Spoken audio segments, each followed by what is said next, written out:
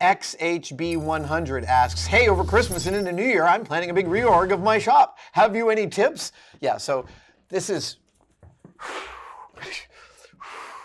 And somebody else has a question that made me think about this too. Where is it? Here we go. Joshua Martin, you might have thought that I was going to think of this question. Joshua Martin asks, how do you dig yourself out of a messy, chaotic space? My workshop has piles of things taking up space. Bench space, floor space. I really don't know how to start organizing the mess. So I feel your pain. And a shop reorg over Christmas is such an excellent idea. I'm a big believer in shop reorgs. One of the reasons that we don't get around as makers, I think one of the primary reasons we don't get around to shop reorganizations or area reorganizations is because we're still not sure that we'll get it right. And I believe that actually getting it right is less important than trying different things. Because life, how do I say this? I'm going to try and make this a law in my head. Most things are only discernible when they're moving. That's what I'm going to say here. When I'm stagnant and I don't know what direction to go in, simple moving in a direction often tells me which direction is correct. But I think I'm getting a little too far afield philosophically, even though it makes sense in this head. How do you deal with a messy, chaotic space? The answer is always one thing at a time. And it's like when you want the satisfaction of sweeping off the workbench, now the workbench is clean. That's great. But unfortunately, you swept 200 things into a bin, and each one of them has a unique location. And that's where the tedium and exhaustion of cleaning up really happen. I said earlier in this live stream that gear switching is hard for me. Cleaning up is the very definition of a just being in a constant gear switch, big and small. So let's see. How do I tackle a chaotic space? It is one thing at a time. It is the knowledge that I have that if I pick up this pencil and I put it away, and then I pick up this sanding stick and I put it away, and then I pick up this file and I put it in the file drawer, and then I pick up this knife and I put it in the knife drawer, and then I pick up this soldering paste and I put it, I don't have a space for soldering paste yet because I only just got these. And that's often where I get stuck, because then I'll spend an hour making a thing for the soldering pastes, and now the shop is still messy, and I have only found a home for this one category. So how do I clean up a messy space? I clean it up one thing at a time. The second way I clean up a messy space is every time I come to an outlier in which it might not have a specific location, I immediately ask myself the question, where would I look for it if I needed it right now? And then I put it there.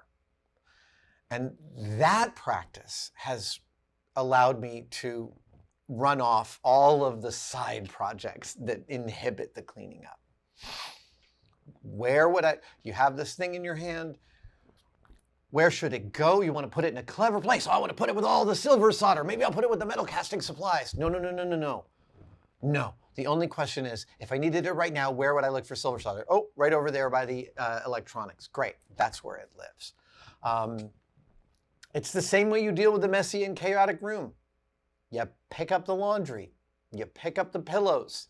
You vacuum the floor. It is one step at a time. And my whole life has been about making things which often involves the most spectacular tedium, doing the same action hundreds and hundreds of times in a row. And at the beginning of that set of tasks, it can feel Sisyphean. In the middle, I am always surprised with how fast it's going. Always surprised with how fast it's going. Now, shop reorg. That gets, I think, to cleaning up and moving stuff around. But XB100 is asking, over Christmas, I'm doing a big reorg of my shop. And so am I. I am doing a massive reorg of the shop in the next 10 days. We're going to film it. Even though we're going to film it because, of course, we're going to film it. It's a nightmare. um,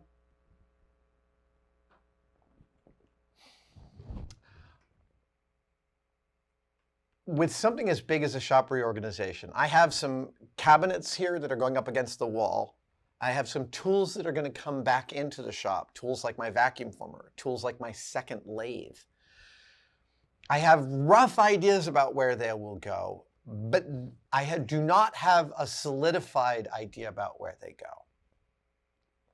And I know how, I've said this before on this channel, you don't have to know what the end result is, you only have to know what the next step is. So as I'm just about to embark on this shop reorg, I am trying to stay in the space of what is the next action? What are the things that I know? So I don't know how that space is going to look when I'm done. But I do know there will be racks up against the walls. I know there'll probably be a lathe backed up against my other lathe if that corner won't get too dark. And I know that there'll be a big floating rolling table in the middle of that space. I know that has to be. With enough room, you totally want a movable rolling table for working. Whereas this workbench is the sort of centerpiece of this shop room, that rolling table, which will probably be 3 by 6 feet, give or take, will likely be the center workspace of that room. And those are the only things I know at this point. I don't know what other tool stuff I'm going to store in there, and I don't know exactly where it's going to go, which is not fun to not know those things. Like, I don't like it when everything gets clogged up, when the arteries of my shop get clogged with the cholesterol of my unfinished projects. But still, I know that the best spaces I have organized have been when I have made a plan, but I have been willing to modify that plan. I also, if you're about to engage in a reorganization of your shop, I'd ask yourself, what are your favorite tools? Where do you spend the most time? If you look at my floor, you can see almost a heat map of the paths I walk in this space. That helps tell me what my shop practice is. And it's a really good idea to ask yourself, where are you going to spend the most amount of time? What do you want at your disposal in that space? I'll tell you another thing about me and the low threshold to entry for the flow state is, and I give this example every single time I talk about this, but like, these are my favorite Allen wrenches. They're made by Bondhus. They're welded steel handle on a welded shaft, so you can also use them as hammers, and since every tool is a hammer, these are particularly hammers. But I love these so much that I have a set near my mill, I have a set near my lathe, I have a set over here, and when the CNC precision engineering mill gets up and running, that also has a set of these. I think of that as a totally reasonable expense for my work practice. I recognize it is a little profligate, and I have forgiven myself for that expense because it keeps me working quickly, and it keeps my joy and my flow state as paramount. These are great questions to ask. And also be willing to call it done even though you're not sure it's totally finished. Like, all the tools in and the floor swept, things may change after that. That's it. You just have to realize that even though you'll go through all this idea to reorg, there's still going to be chunks that, like 6 months from now, you're like, I didn't get that right. Let's go and readjust that little schmagegi. I hope that helps. Thank you so much for watching. If you'd like to support us even further, you can by becoming a tested member. Details are, of course, below, but it includes all sorts of perks, and we're building them all the time. You get advanced word and behind-the-scenes photos of some of our projects. Questions, you get to ask direct questions during my live streams, and we have some members-only videos, including the Adam real-time series of unbroken, unedited shots of me working here in the shop. They are weirdly meditative. Thank you guys so much. I'll see you on the next one.